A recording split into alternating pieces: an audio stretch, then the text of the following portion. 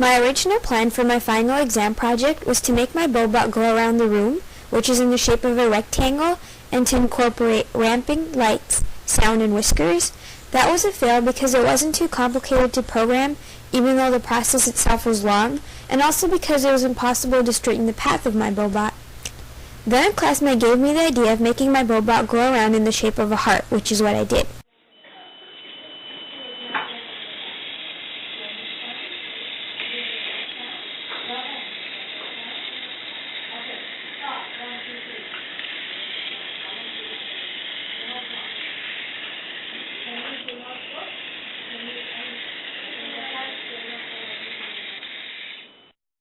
It was definitely a challenge because the heart had two half circles and I had to fiddle around with their radiuses and distance.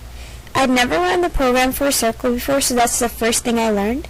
Basically, one of your servos moves at full speed while the other one is going really slow, and how slow depends on the radius of your circle. The slower the servo is going, the smaller the radius of the circle will be. For this I had to play around with my pulse out commands. Also, because I didn't want a full circle, I changed the time it ran using the n value for the for and x command.